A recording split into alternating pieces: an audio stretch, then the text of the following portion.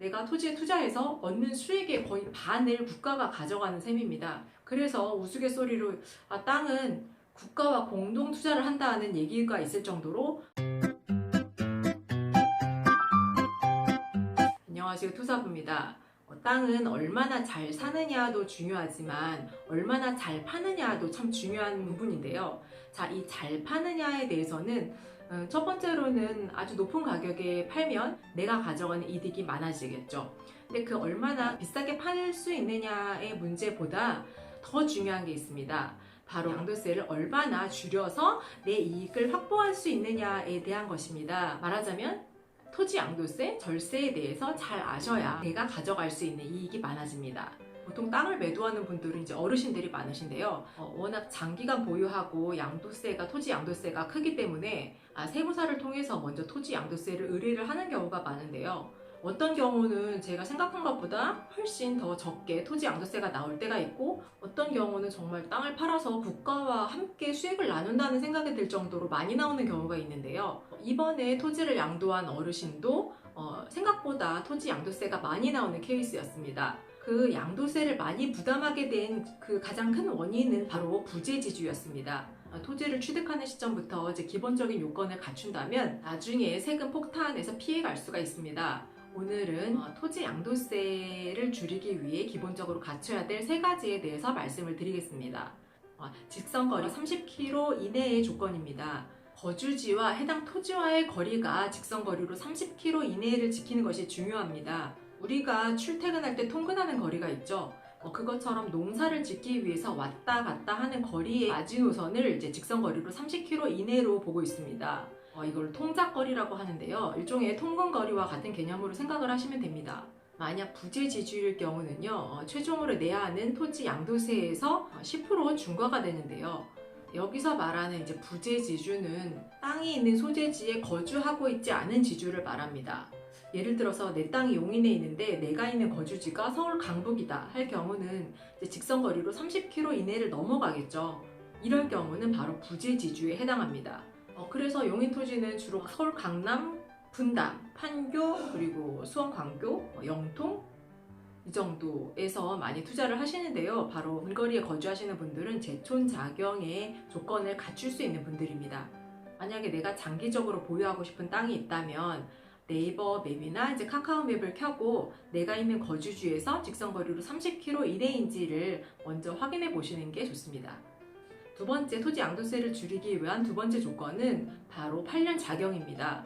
토지를 매입하고 8년 이상 자경했을 경우는 양도세 감면을 받습니다. 대신 한도가 정해져 있는데요. 1년에 1억 원이고요. 5년 이내에 최대 2억 원의 토지 양도세를 감면받을 수 있습니다. 여기서 8년이라는 조건은 이제 내가 계속해서 농사를 연달아서 지을 때도 인정이 받지만, 농사를 짓다가 말다가 이제 드문드문 농사를 지었어도 농사 지은 해를 더해보니 이제 8년이 넘는다 하는 경우도 8년 자경으로 인정을 받습니다. 이제 내가 직접 농사를 지었어요 라고 말로만 주장할 수는 없겠죠. 그래서 종자를 구입한 영수증 등으로 내가 실제 농사를 지었다는 것을 증명할 자료를 가지고 있으셔야 합니다. 여기서 한 가지 조건이 있는데요.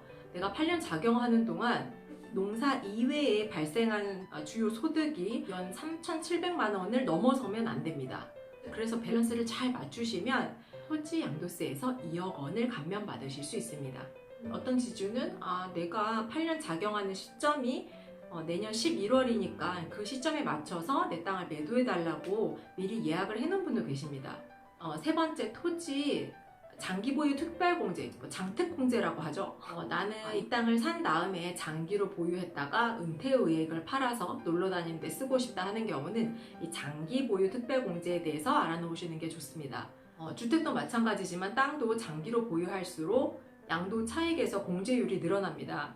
1년에 2%씩 최대 15년을 장기 보유했을 경우는 30%의 공제율을 적용받으실 수가 있습니다. 내가 만약에 60세 은퇴를 해서 토지를 매도할 계획이다 라고 하시면 45까지는 토지를 매입해서 한 15년 보유를 하면 장기 보유 특별공제 30%를 다 받으실 수가 있죠.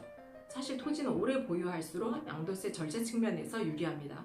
토지 양도세 줄이는 방법을 정리하자면, 첫 번째, 일단은 부재지주가 아니어야 합니다. 즉 직선거리 30km 이내에 내 땅이 있어야 되고요. 두 번째는 8년 작용을 하면 좋습니다.